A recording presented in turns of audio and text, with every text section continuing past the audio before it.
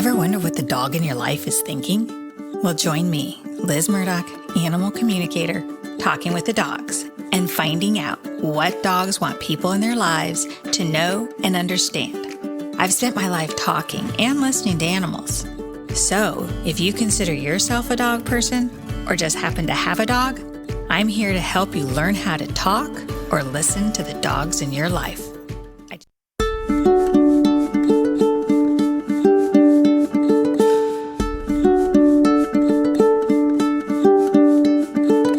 Liz Murdoch. I'm live on Facebook, and with me I have Daniel Charles of Canine Dog Training, right? How do you say? Clear Canine Academy. Clear Canine Academy. Daniel and I met on Instagram, looking up dogs and stuff, and he saw my work as an animal communicator focused on talking with the dogs. And he and I connected with a client that, as it turned out, wasn't being consistent with the dog training, which the dog told us that. I remember this very much because dogs often say that they get confused when their people aren't consistent, whether with the rules or practicing. So we were able to help a pup that way the first time that we met.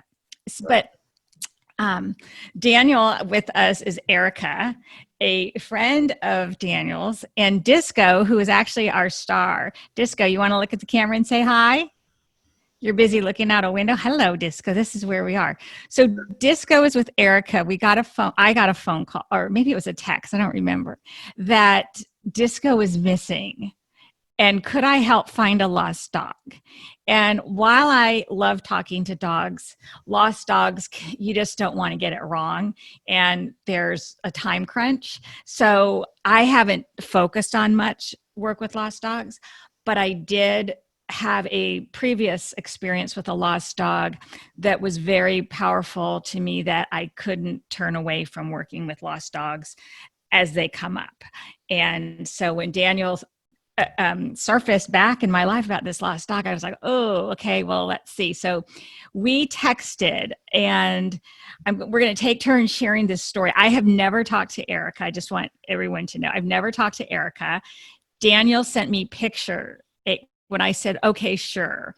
Actually, I want to share these texts so any listeners can follow along, because obviously we have Disco back with us.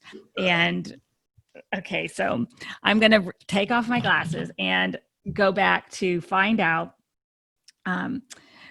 exactly, so you can follow along with this. I got this. He left me a voice message, probably because he was panicked. And so he just texted a message. Actually. Hey, Liz, I hope you're doing well. This is Daniel Charles from Chicago. I think you might remember me. You helped me with one of my clients with Bella and Stacy this summer. I have a friend whose car just got stolen with their dog inside of it. The car was stolen. And she was looking for some help sooner than later to locate her dog. So if you can just let me know if that's something you could help with today, I'd really appreciate it. Thanks. Okay, so what would anyone do if you get a message, Erica's car is stolen, her dog is in, makes me like, her dog is in it. So I hear this message like, oh, I'm going to check Instagram. And it says, got it. I wrote, got it. I've only done a few lost dogs, but I can try what I can get. The last dog communicated with me, but the owner still hasn't found her. But I can only connect with an animal. I can only connect with an animal, meaning I can't guarantee you'll find it. And what I learned with that last dog who still has not returned home is that when I could find where the animals are, or animal communicators can, but we can't make a dog go home. So Daniel, what did I say to you? So I said, is it a white dog? I tried to tune in and I saw this dog, and he sent me a picture of Disco, and I was like, okay, I've got the dog. And he said, gosh, it makes me emotional. He said, his name is Disco. Thank you. And he gave me a cell number, if that's easier. And I said, Erica doesn't even know this part of the story, my side. No, I'm just feeling so much gratitude right now, and just him reaching out, listening to, this. Yes, I didn't know. And by the way, my dog before Disco was all white. Don't know if that has anything to do with the white dog. Well, I was sold that I was meant to be a part of this when I saw the picture of Disco from what I had visioned of this little dog. So I wrote back and I said, okay, the dog is smart and connected to the person. I don't think I knew even who it was, a man or woman. I knew nothing. The dog is smart and connected to the person. Have the person get as mindful as possible and tune in with the dog calmly. This is what I asked Daniel to relay. Energy work can make a difference. Disco wants to connect. They have a good bond. Calling you. So then we talked, and I'll let you both say something. So I sent that, and then, so I sent that, and then a day went by until I got back involved. So what happened after I told you to talk to Erica?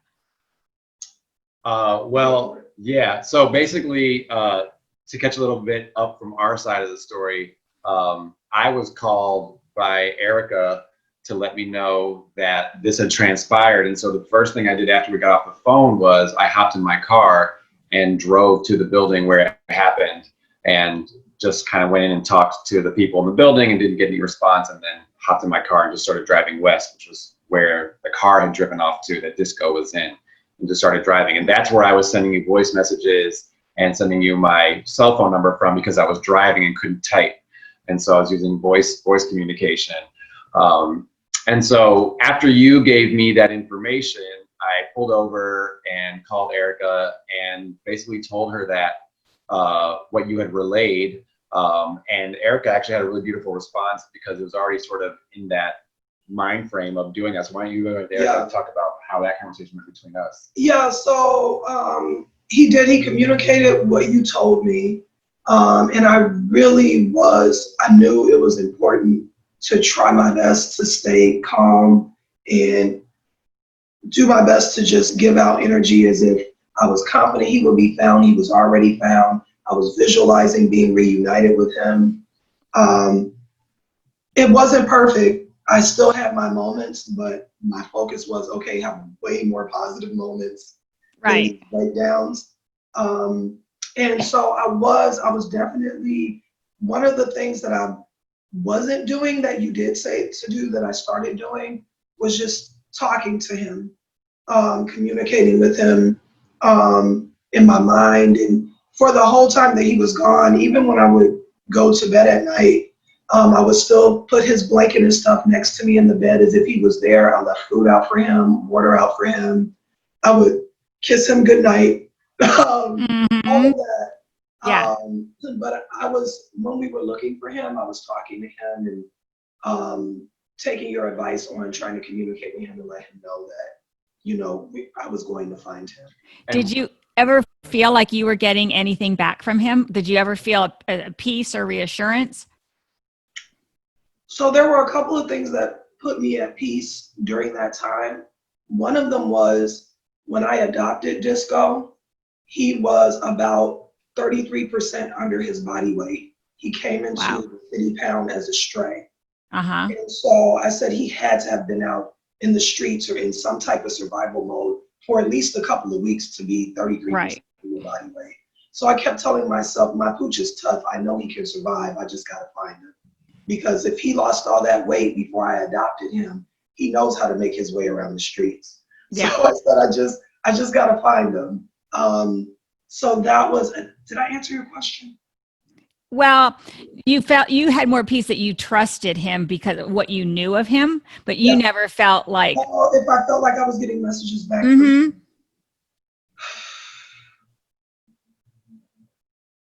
At night, when I was getting ready to go to bed, that's when I felt. And about somewhere between 7:30 and 9 o'clock every night, I want to say probably about 8:30, I would just be completely wiped out, where like I couldn't move.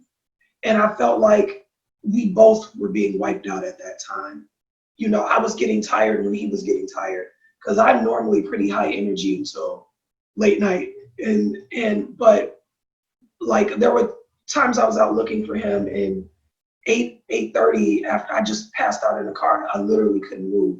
And so I didn't consider it a bad thing because I felt like when I was up and ready to go, that he was doing the same. Right. And when I Right. was getting kind of tired and wiped out, it was because he was settling down as well.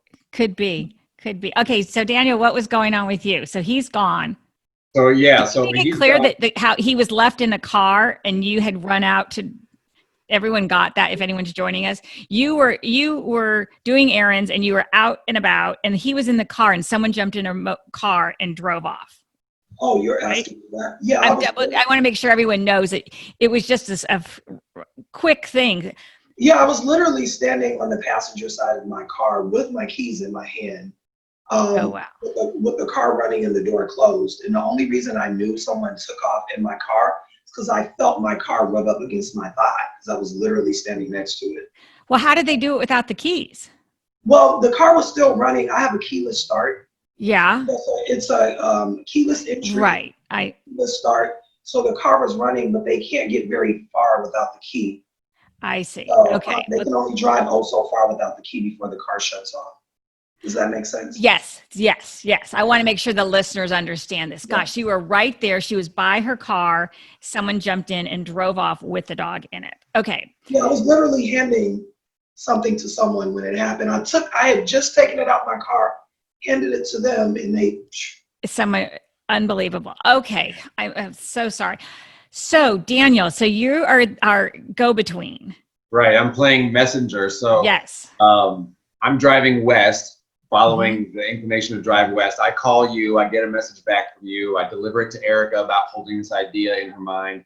When I call her, she's like, that's crazy because I just lit some sage as you were calling me, and all I've been doing is picturing him coming back to me and kissing him. I said, great, hold that. He's smart. You had also communicated about telling him to use his street smarts and to trust people and to approach people. They will help you. And so I'm basically in my car driving west, feeling like he's out here somewhere, and just kind of holding crystals and calling out to him. The way I found a dog missing 2 years before was the same way. And so I'm just driving west. I relayed the message to Erica. She was sort of already kind of tuned into a way, and then took a lot of your advice, and then just we hung up, and then I was pretty much just driving, feeling this feeling in my body, and somewhere around Cicero, which is a pretty far west street, I just decided to turn around and started heading back to the city. We were also in touch with the police about making sure that the lost vehicle was, being tracked in case, he came up in that. And I was calling friends who knew the city to say, where do they take stolen cars? Is there a place where cars get chopped up? Like, we were just trying to Right. this every way we could. And so pretty much drove back to the city when the sun was set, and went back to the building where it happened one more time to check. It's a very busy part of the Chicago where it happened. It's like downtown. And so I went to the next door 7-Eleven and asked if they had seen anything on their cameras, and they hadn't seen anything. No one had heard anything in the building. So I got in my car and just drove home, and that was sort of like the end of that day, from getting notified at 3 p.m. from Erica, or at 5 o'clock, I think, which was 2 hours after it happened, to me driving to the building and then all that. And so the sun just kind of set on the day, with Erica sort of just holding that vision. And that was the last communication I think we had that day. That day. Okay. And then I think maybe I had called you and we had spoken, because I remember saying he's smart, and to look for someone though who will help him. I wanted him to talk to somebody who he was going to need another person to help him. Yeah. And that was part of our phone call. And you were even saying like there's going to be an opportunity for him to kind of get away, and he'll spot it and he'll do it. And so you were instructing Erica to coach him through that of you're smart and you can do it, and you can get away when you need to, and when you do encounter people, you can trust them, like they'll help you. And so that was part of our phone conversation. Yeah, I remember having an image and a feeling of him having to like scoot out of a door, to make a getaway, and that he's fast, so that if someone had him, he could like wiggle out and get away. But he needed to do his street smarts. And I remember saying, have Erica to tell him to do what she taught him to do. Do you know what any of that means, Erica? Oh man, I was reaching. I mean, the only thing I could think of is like I've been working on him, just being mean towards big dogs, and that was my biggest Ah, concern, is him running into a big dog and thinking he's bigger than that dog. yeah. And So then also like raccoons, squirrels, I just didn't want him getting into a fight with anything that he thought he could win a fight with, but probably wouldn't. So that's the only thing I could think of, is like, look, don't go picking fights with yeah. other animals. Like, just find your way to a human. So Um, that's important, because I do remember getting this sense, have her tell him to do what she's taught him to do. So then the next day I checked in and I wanted to know if there were any updates. So I texted Daniel, and he said that my friend had a reading with another animal communicator and was told he's a mile from home. She, meaning you, I took it, is out looking for him now. No word from the shelters either, and that you appreciated my advice. And I had also asked Daniel that he was chipped, which was good.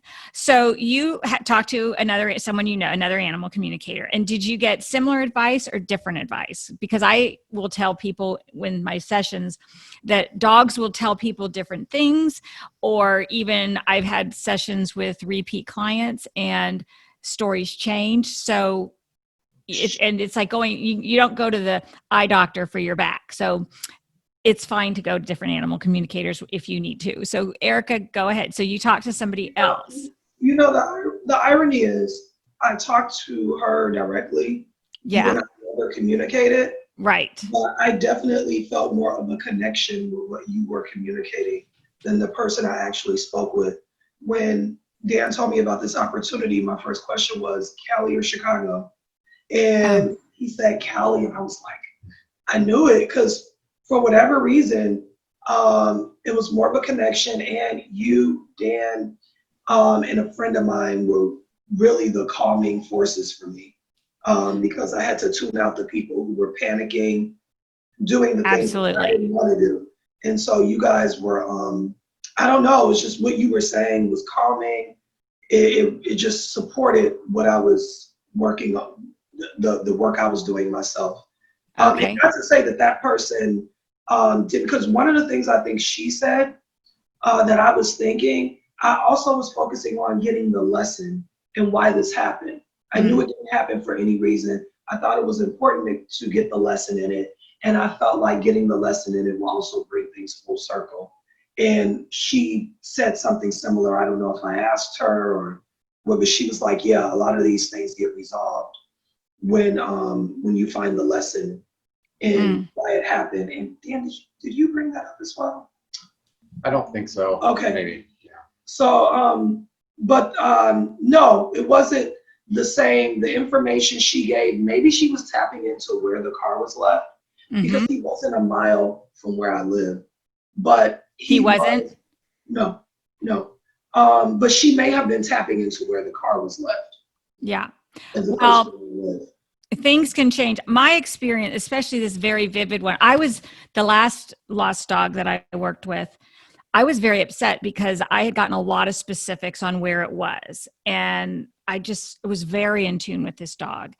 And I thought that they were going to find it. And I had a vision about this man talking to it. And sure enough, they got a report that some guy had seen the dog like a week ago and hadn't thought anything. You know, sometimes people see lost dogs and they do nothing and they don't realize how it can make such an impact if they report it. It can help. So please, if you see a lost dog, even if it's a text to lost dog in your community or found dog, it helps. So anyway, I was feeling really bad. Like I didn't help them find the dog. And I had this sort of intuitive whisper that it's not up to me to find the dog. I can only communicate and share information, but it's also between the person and the dog, the relationship, like inviting the dog back, reassuring the dog you're not angry, whatever. It is between you and Disco. So I learned that from that other experience. But what you're saying, that you wanted to learn the lesson to resolve it. I think it's okay to give ourselves some grace that sometimes we won't get the lesson until a lot later in life. Okay. So not to be too hard on yourself. And I think that, I know that's why I'm like, let's just get through this, take a breath and be calm and try and invite the kind of happy outcome that we're looking for, or at least something that makes us feel like we've done what we can, and the And dog has a choice or something. Yeah. there's definitely been multiple lessons and that have already come forth through that experience. I think one of the most powerful ones was it's actually saying two almost opposite things at once. One is just the power of joining forces in terms of positive energy, but Yes. also reminding me that when it comes to what happens to me, it's still I am the final say. With Disco. Yeah, because the Yeah. people closest to me were saying, well, he's so well behaved, he's cute, he's already housebroken, someone's found him, and they're gonna keep, and I just had to tune that out. No. But Yeah. yeah, they're gonna find him, and I'm gonna get my dog back. So it was also reminding me that other people, it didn't matter how close they were to me, what they were saying. It was what I thought, what I believed, what I visualized. Because the people I felt like I needed to be the most positive were defeated after the first day. Yeah. And then you guys were there as angels, like so. And then so to share with you, would you like to know like how this came full circle? Yes. Let me just see if there's anything else. Okay. So this is before we got to the end. So I asked Daniel the next day if any updates, and okay. So no, you reached out to another animal communicator, and I'm not done. I'm like, oh no, because I could sense him. I knew you wanted him back, and I could sense his nature of being this scrappy little guy and to wiggle through and to get out. And I'm like cheering for him. So I go, have her envision the reunion and trust her gut. Have her keep talking to him and telling him to be smart and remember what she taught him. And then I go, oh, she can ask him to meet her somewhere. Rather than just look for him, have her tell him or send pics, meaning I wanted you to send pictures. Yes. I did that on the second day. Okay. So I said, have her send pics so he can see where she is and pick a meeting place. So I wanted you to guide him someplace to go. And I kept getting the sense of, though I think I was saying this to Daniel, of there's going to be a person who he's going to ask for help. So, and then I said, did you put up signs? And then Daniel responded. I'll read. He said, that's awesome. Yeah. She seems to be on the right track because she said she keeps envisioning herself reuniting with him and kissing him. I'll definitely pass along the info. She posted on social media. I'll double check about signs, physical signs around her neighborhood. And then I said, it can help if others spot him. They can alert her. Getting others involved and helps. And if someone has him, they can be motivated to call, or else someone else will encourage them to return the dog. So that's also like the bully bystander. When we see something, or if we know somebody in our life has a stolen dog or is doing something, you can still anonymously report. You can still advise someone. I have a rescue dog that I only have because a backyard breeder got overloaded, had these dogs they couldn't place homes for. They kept them. He was 5 months old and it wasn't going well at their house. She had too many dogs. And a neighbor said, you should call this rescue. They will take your dog. You have to meet with them, but you need to find that dog a home. So because somebody spoke up, he has a happy ending. Okay. So I said to, you want to get some others involved. And then Daniel agreed. He says he passed the message. Thank you again. And then what happened, Daniel? Well, then things kind of went quiet. I got a message from Erica that they were searching. I logged out of Facebook for a couple days. And so I just kind of you and I did not communicate. No. I didn't really have any more communication with Erica. I had this text that came in that I didn't reply to, and I was feeling like I need to get back to her, but I don't really have any new information. So I think maybe 2 days, maybe 3 days went past at the most, and I checked my Facebook. 2 days. 2 days. And there's a notification that I've been tagged in a post by Erica, and it's got like the little preview picture, and it's got Disco in her lap, and I'm like, oh my gosh! And so I opened the post, and Disco's reunited with her.